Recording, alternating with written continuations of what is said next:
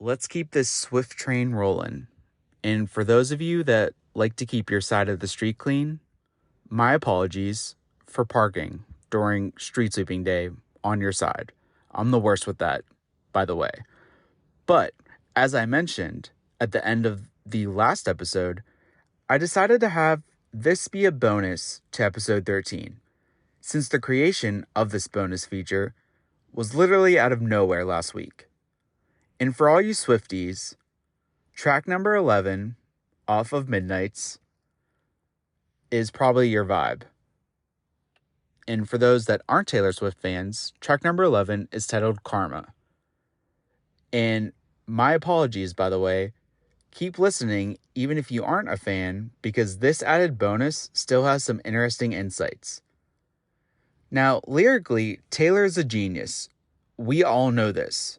With her catchy songs and even deeper meaning, she particularly expresses her love interest, her new boyfriend, Karma.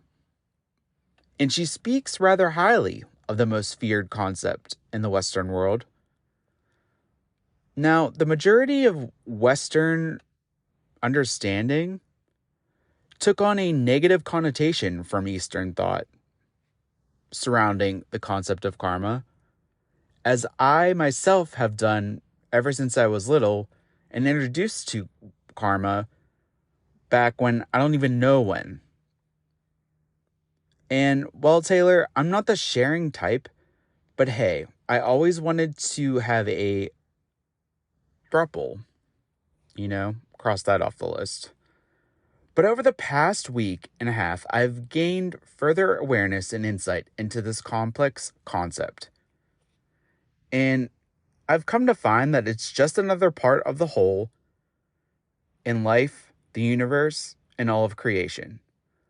Through a deeper understanding from my own experience, I'm going to dive into why I believe karma is what you make it. A lot like life. It's neutral, so to speak, and solely depends on each and every one of you, as well as myself. Now, ever since I decided and announced to have this as a complimentary bonus to the last episode, Justin Timberlake and Timbaland have been in my ear because I have movie quotes and song lyrics like no other in the voice of the artist. But they're saying, I thought I told ya, hey, what goes around comes back around. Think back to 2006 if you know what I mean, for the reference. Reap what you sow, what goes around comes back around, and even the golden rule, worded differently but having the same meaning in all religions, are all some of the most universally known taglines that fall under the complex system, karma.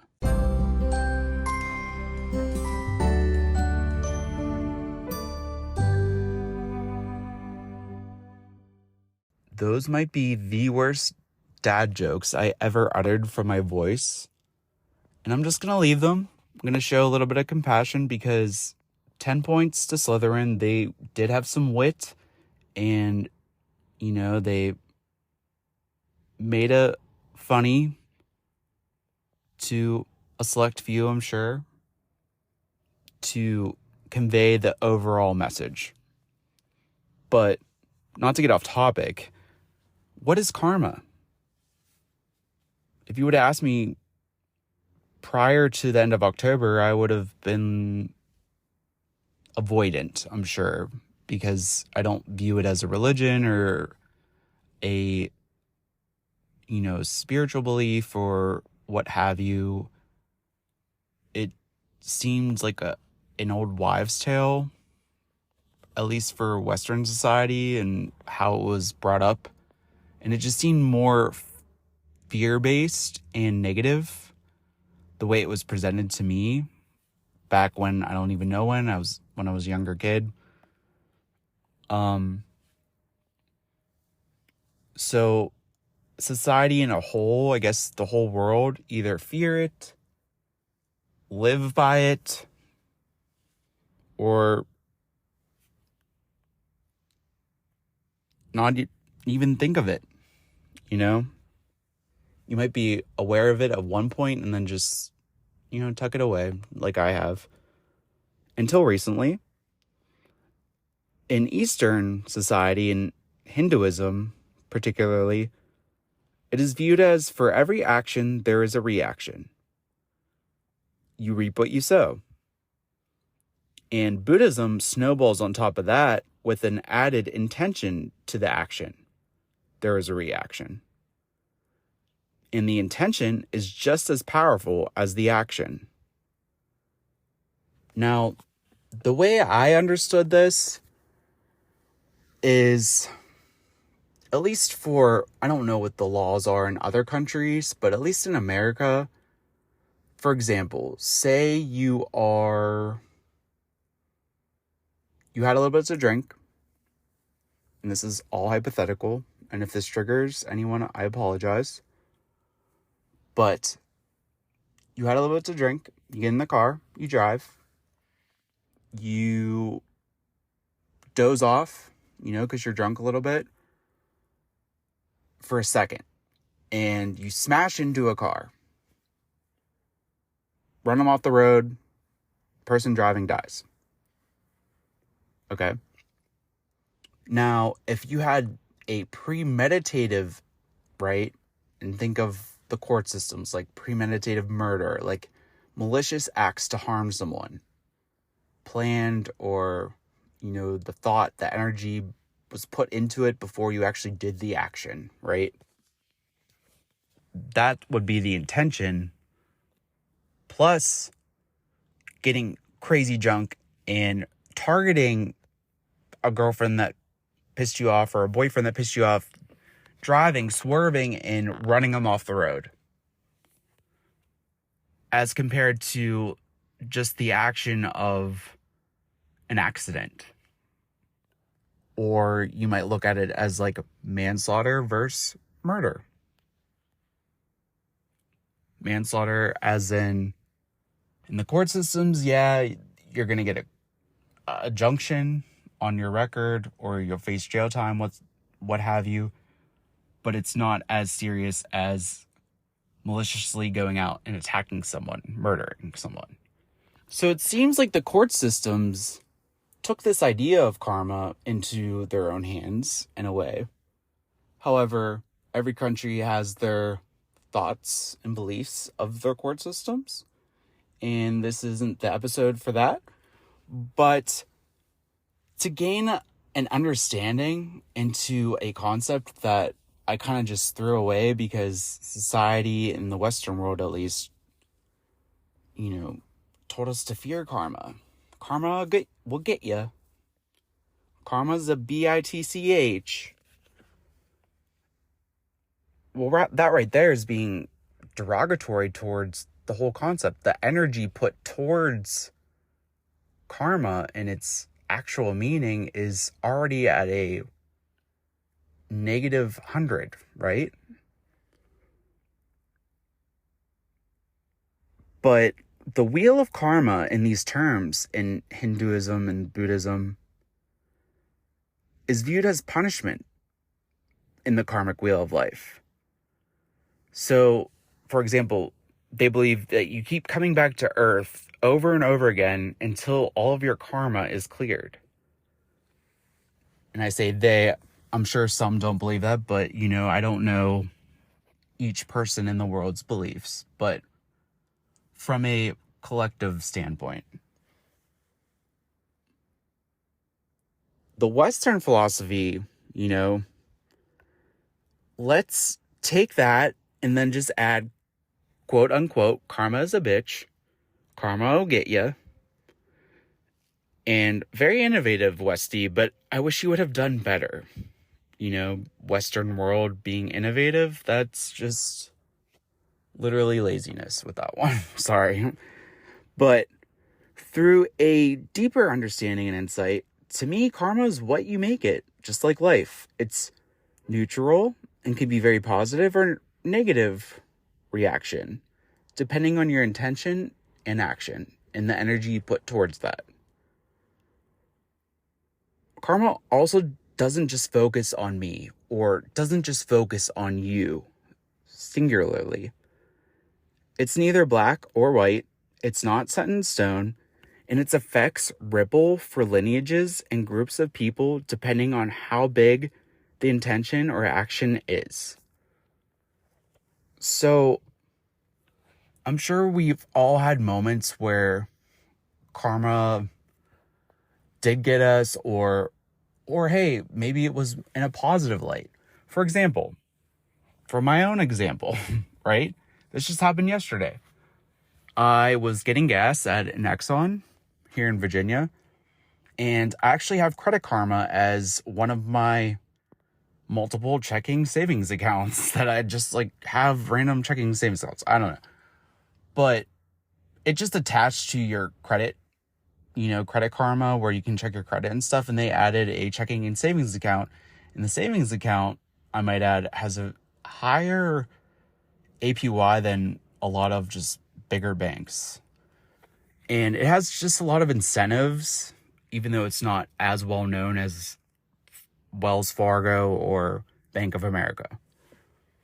But besides the point, they have with the checking account aspect, your debit card, you have a chance to win instant karma through purchases anywhere.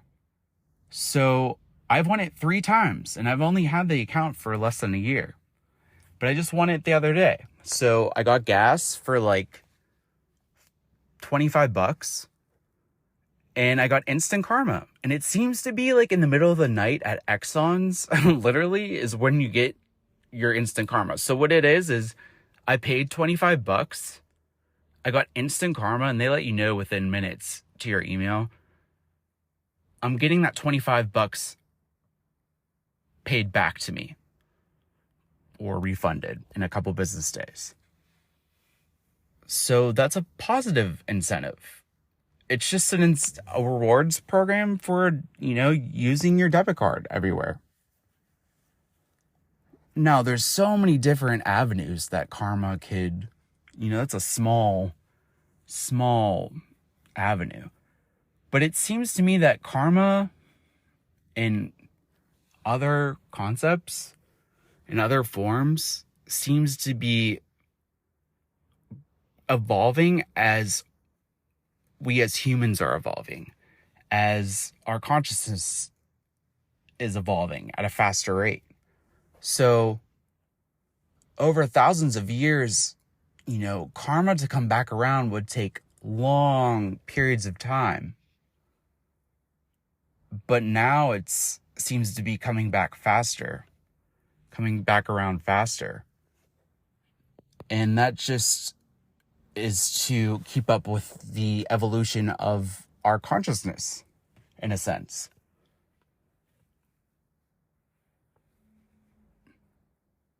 Karma is a complex part, but it could be a useful tool as we rise in consciousness and evolve, serving as feedback. Karma is a mirror. Alongside, like I talked about in episode 8 of my series, about mirrors, how our relationships and other humans are mirrors to our own soul or our own inner world within, pushed out to the outside, in a sense. So, talk about building on one another with these episodes, though. But I also don't believe that karma is a form of punishment or should be degraded as quote-unquote bitch. Before I discuss how karma is staged through each level of consciousness as a human being, let me discuss the differences between the levels of consciousness here on Earth. There are more levels than 5, but it is said that no more than 5 can be had while in the human form. You can, however, access these levels through meditation, plant medicines, and dreams. Also, I want to state that these states of consciousness are not better or more worse than the other. Each one of us has our own journey to walk and take part in. we have our own free will to choose which level of consciousness we would like to live in. I've said before how dense Earth is. It's the place to be to incarnate because our souls expand and evolve at an even more exponential rate. So the first level of consciousness, 3D, or three-dimensional, is known as separation consciousness. It's when we view things from a physical state. You are seen as an individual, separate from everyone else. In this state, we are seen by the job we have, who we surround ourselves with, and all those material things. FOMO, or not having enough, are the top fears in this state. Fulfillment is thought to be found through making money and social status. And, towards the end of 2020, when I had my big jump or awakening from the 3D into 4D, or the gateway bridge to 5D, it's when your ego cracks and lets light in to almost not ego death, but weaken the ego to make it more pliable to follow your soul rather than you being trapped by your mind and your ego as a prisoner, if you can look at it that way. So I still toggle between the 3D, 4D, sometimes 5D. I understand the 5D, but it takes a lot of practice and healing to get to those levels, and I'll get into 5D in a minute, but I still look at status and finances and a great career as the way I'd be fulfilled. So I keep chasing after those things in the material world. I don't know why that is, I understand that it won't fulfill me, but I've never had those things, so I still have my mind wrapped around them, still chasing after them. Because just today, being a human on Earth and alive, look at the material world. It's just, if you don't have an amazing career, Oreos cost like $20, peanut butter costs $10. And it's funny because I feel like I'm just eating less in general, but I'm not starved. I don't know if it's a perk of not overeating, because I feel like as humans, we don't have to eat as much as we do, especially in more developed countries. And especially in America, it's just over a gluttony almost of the most processed shit food, honestly. But that's a little bit off topic. However, I still toggle between certain things as I continue my journey through growth and deeper understanding at a soul level. But in 3D consciousness, our thoughts have no power over our reality. Pain and deeper emotions can be difficult to manage at this level, but life still can have joy while in this dimension. There also is no desire to go within or look at things from a deeper perspective. Also, the beginning of 2020 and the end of 2020 seem like two different lifetimes, because ever since then, it's like a light flipped on. Now, all my conversations, I really don't get tied up in that small talk, chit chat. Everything has to be at a deep level. And it's like, I somehow know without knowing like who will respond to deeper intellectual questions and talks about just everyday things. However, it's like a whole new world trying to find connection in that arena. And that's just who I'm learning I am as I grow. It's very wild. But I still, like I said, toggle from 3D, 4D, and as I grow and practice into 5D. So many people believe that the fourth dimension, or 4D state, acts as the bridge or gateway between the 3 and the 5D consciousness. However, the jump in consciousness between the 4D, 5D, back to the 3D, I know it's a little bit confusing, is much more difficult when you reach a 5D state and are immersed in that 5D state. Now, famous figures that were in the 5D state are Jesus Christ and Buddha. So the majority of humans are actually in the 4D state, whether some of you are aware of it or not.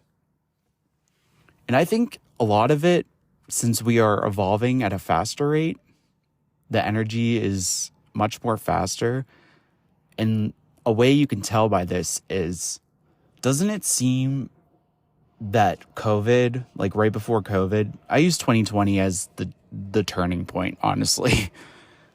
But doesn't it seem life before then was like 5 lifetimes ago? Time has sped up so fast, and it seems like years are missing. If you know, we're so attached to time as humans because it keeps things linear. Whereas after the 5D state, there's no sense of time. Time is irrelevant.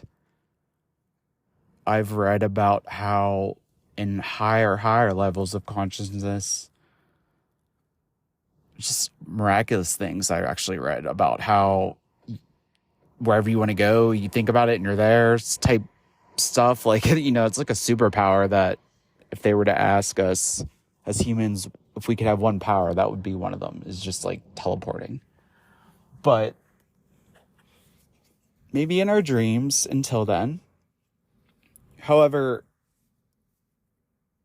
4D consciousness begins to awaken to the idea that we are all connected.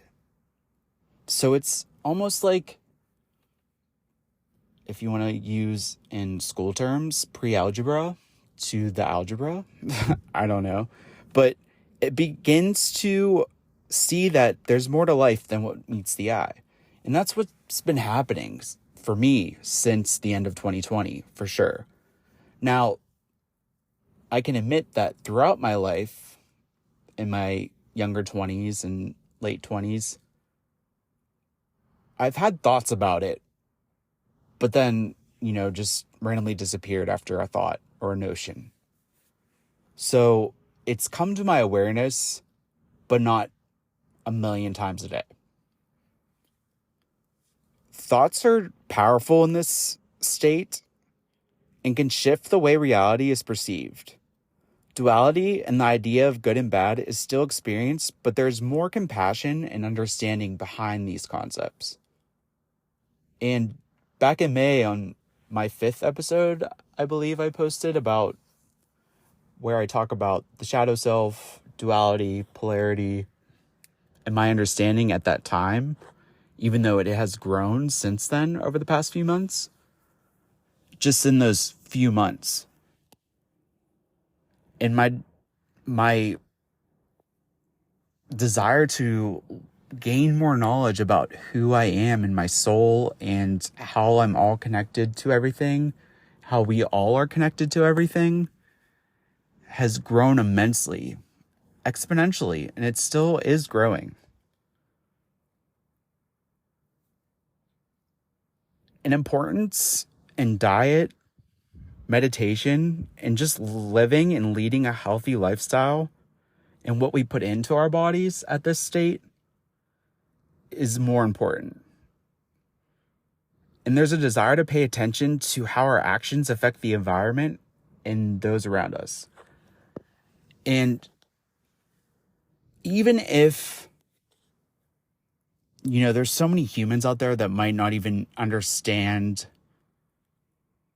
what I'm even talking about through what I'm learning. However, they still are partaking in growing levels of consciousness, whether they understand the exact terminology or not.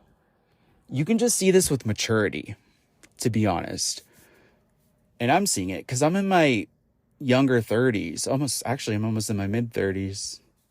I don't know. Time's flying, honestly.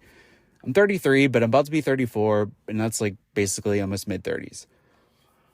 But like I said earlier about how one of the top fears in 3D reality is FOMO, just going into my late 20s, into my 30s, I could just see FOMO just deleting out of nowhere, just deleted. And then COVID happened where we, sat with ourselves and were taken apart and detached from our social lives for however many months on and off. Sealed the deal with that one. So that would have happened whether I had an awakening or not.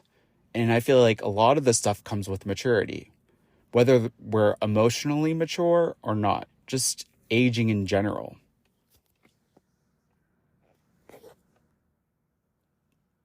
But I also go back to the 3D, like I said, I still struggle between the different levels because I'm learning to let go of the past selves and older states of being that I've been accustomed to my whole life in this life. So it's just an adjustment period. And it's a spiral, and it's not linear. It's just back and forth, up and down, and everyone's on their own time, their own clock, their own path. We're just here to help each other get through it. But there's definitely a stronger desire that I'm noticing in finding my purpose, almost way too strong sometimes, and following my passions. So as I'm learning to let go of the untruths and the lies I've told myself, my fear of how I'd be perceived by others, knowing that what others think is none of my fucking business, or it is my business, but I don't give a fuck type attitude, like really embodying that. I also am understanding that life is meant to be enjoyed, and that I am worthy to live the life of my dreams. However, I'm still struggling to fully embody that concept because I still live in the different levels of consciousness, and I'm not fully in unity consciousness or just 4D. So, it's like as you begin your journey, and you'll know when you begin your journey. We're all on different clocks. There's no competition. You're competing with yourself if you want to look at competition from a 3D reality perspective.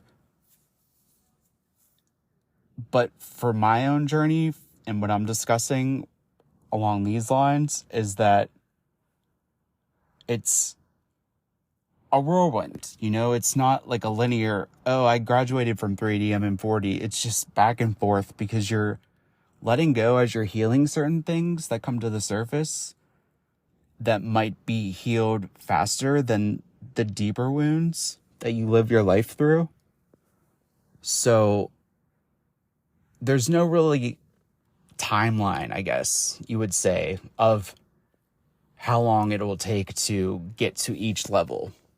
But when you have your big awakening, quote unquote, some people don't like to use that term, but for me, it was like just a huge turning point in my whole life. Not a midlife crisis. It was, if anything, an existential crisis, but it just was a huge turning point where everything just started to become exponentially elevated when it comes to learning and following my gut and my passion, learning to trust my intuition.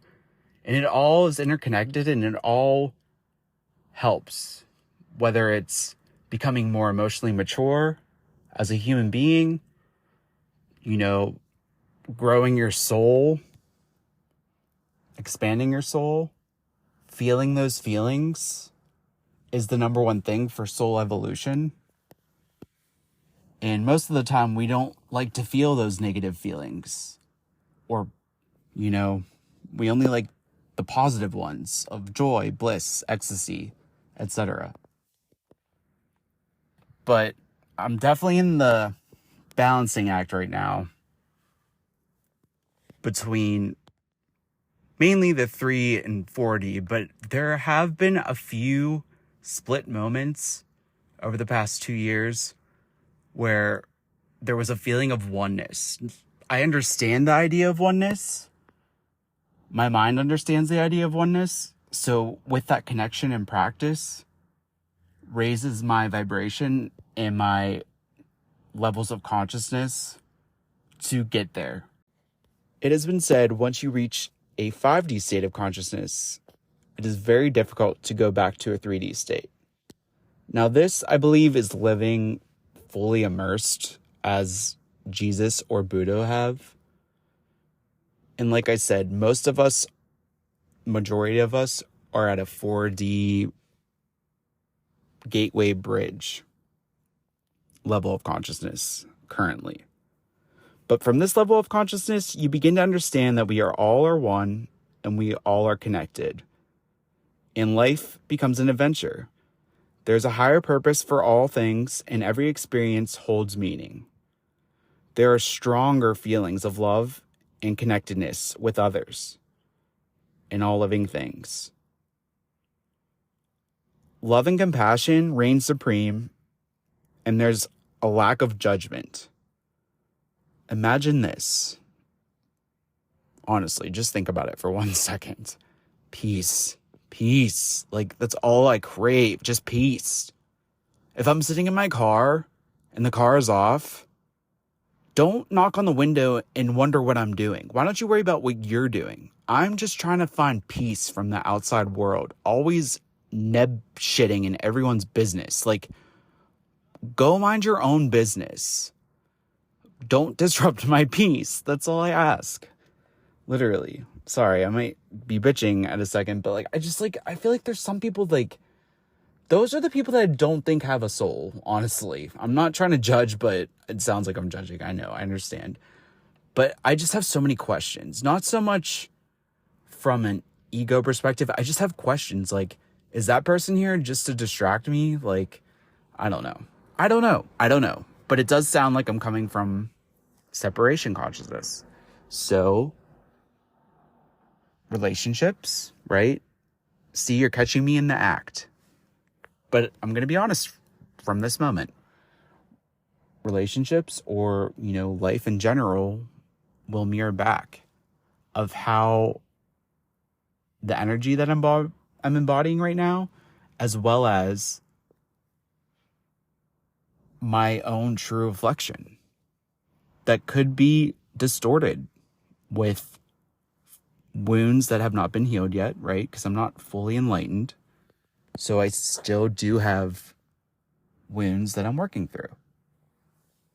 And usually I don't like to show those on a podcast. However, for, as a teacher / I learn from my own podcast as well. When I speak it out into existence, I end up learning what I'm speaking more in depth. It's kind of funny how that happens. But to show you as well as how I catch myself, when I'm in my not self. But back to 5D state, which obviously I'm not there yet. However, everyone is considered to be equal, and there's a desire to live from a place of pure authenticity. But that's what we're working for. And when you open up and crack open into the 4D consciousness, that's where a lot of the growth takes you. It plants the seeds of the 5D consciousness, even though you just began your 4D experience. But it acts as a bridge, right? And from this state, you know that there's no competition and there's enough in the universe for everyone. And your intuition is extremely strong, and you feel connected to angelic beings. So whether you are aware of the consciousness that you are currently in, or you still have further examining on these topics, some of this stuff you can experience in the 4D and be strongly tied to, but to fully live in 5D consciousness, it's definitely probably really hard to go back down to the 3D. Not because you're better than the 3D living, but just from a deeper perspective. And, to live fully in 5D, I feel like it's just, you have to be at that level of consciousness as, like I said, Buddha or Jesus Christ, honestly, are the most notable figures of the human race. I had to give a little brief synopsis of the stages of consciousness first, so it would make more sense of how karma intertwines throughout those stages. So if karma is a mirror or feedback tool, it helps us in separation consciousness and refines us, especially in 3D consciousness. It helps us know if we are connected with our soul at the moment or not. Through feeling, our soul evolves whether the emotions are positive or negative. So in that 3D consciousness, or the unconscious, or separation consciousness, us versus everyone else type mentality, this is when we don't even know what karma is. Or when I first heard of the concept of karma, you might become aware of the term, but you don't apply it to your own life. And 4D consciousness, or the bridge to 5D, the concept of karma as a feedback tool is still prevalent.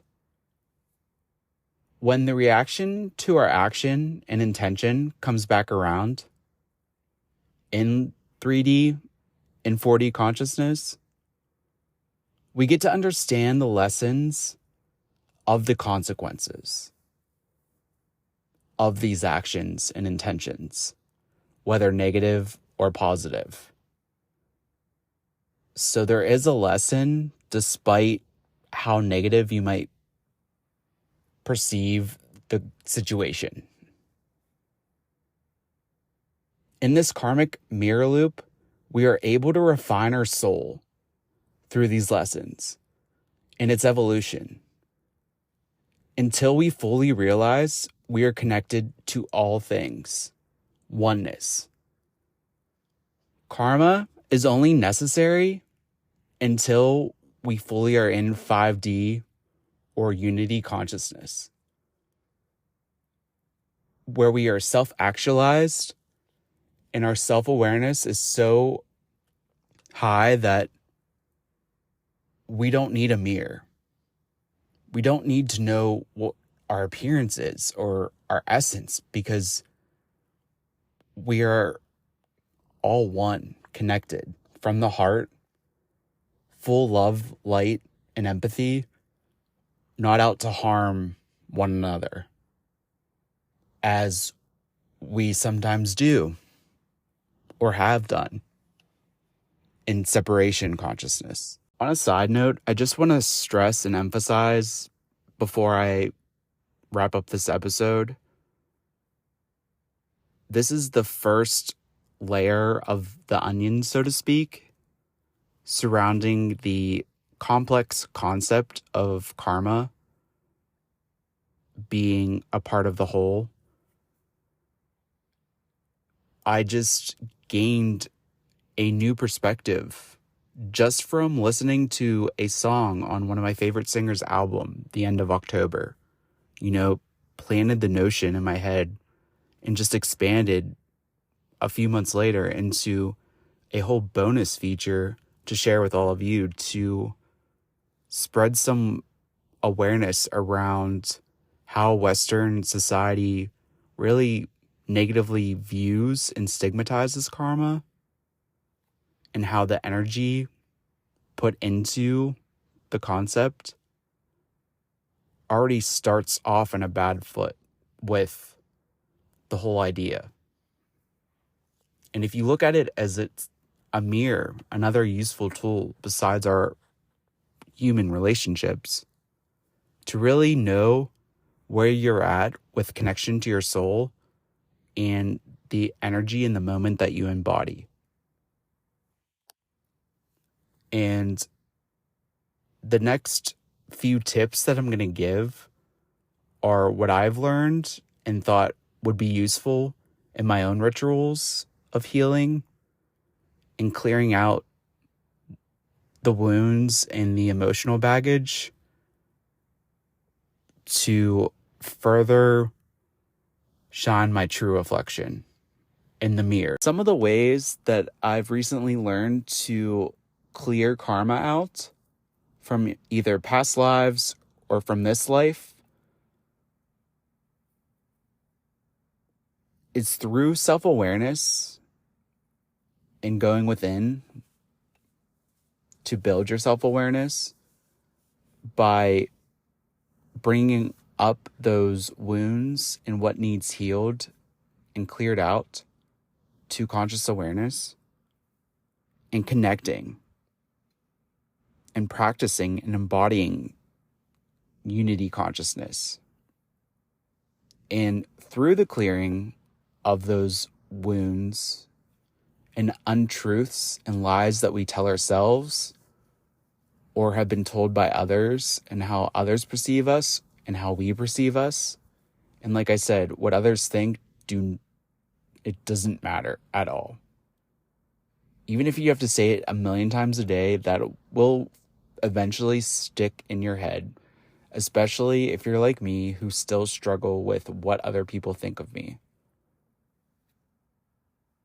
So it is important to continue to heal our wounds and clear what no longer is serving us. We have to be in separation consciousness to harm others. So negative reactions from karma come from this. The mirror or feedback of karma will continue to show what we are in the energy systems that we currently are embodying, like I've said before. When you work on becoming aware of the wounds and healing what needs cleared out, we become more unified and in 5D consciousness. The more self-aware we become, the more unnecessary the mirror of karma has to be. So, spiritual leaders such as Buddha and Jesus, like I've said before, don't need a mirror when they're self-actualized, self-realized at a 5D conscious state. They know not to harm anyone. They come from full love, empathy, and light.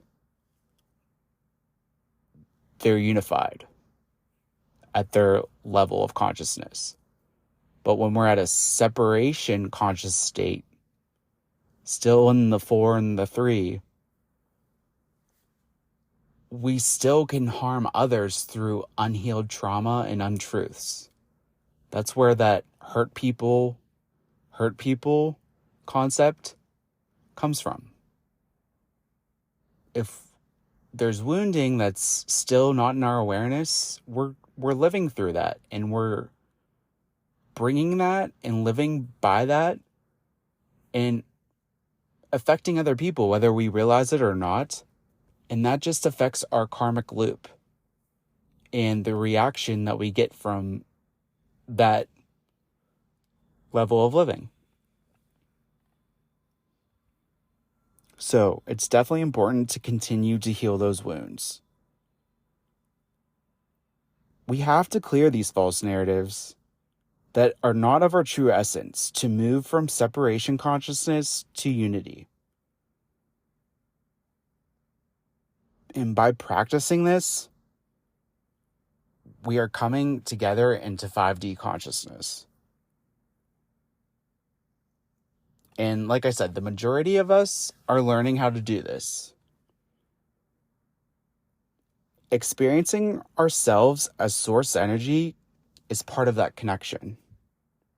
As the universe or God in a body, understanding that and fully embodying that. I find it really interesting that Taylor Swift numbered her new song Karma as track 11 on the Midnights album. Back on episode 11 of this podcast series titled 1 of 1, I talk about the numerology and significant meaning of 11, 111, 1111, etc., in the overall significance and correlation to oneness. And one of her lyrics in the song Karma goes like this: "Sweet like justice, karma is a queen. Karma takes all my friends to the summit." It made me instantly think of my teenage self in high school, miserable and misunderstood, but having the faith that life and the universe would work in my favor. And despite being gay, karma came back around to take me to greater heights. And to go deeper in connection from this lyric in my overall life, my best friend growing up throughout elementary school into middle school, his last name is Justice. And my big brother in my fraternity when I was in college, his first name is actually Justice. Justice is a Libra quality, along with balance and harmony. And as I stated the last episode, the album title Midnights for Taylor's album, or 12 on the clock you can think of, has underlying hints pointing to Taylor's 12th house of her zodiac chart being ruled by Libra. Since the album was released October 21st, which was about 2 days before Scorpio season started, so it was technically released the end of Libra season. So that would make Scorpio her first house if she's a Scorpio rising. Now, I don't know this for sure 100%, but just some food for thought of how I connected all these things and how they actually connect to myself. And from this, you can see how I'm starting to see 5D consciousness and how everything connects. And it's just exciting. I know, it's just a lot of connection, but take a look at your life and see how all the things that you've loved and how far they connect back throughout the stages of your life. And through this connection, the karma in our lives becomes lighter as it drops us off and says farewell at the summit. Thank you so much for listening to this episode of Hope on Road. Never miss an episode by subscribing, and don't forget to follow @Hope on Road on Instagram, Twitter, and TikTok.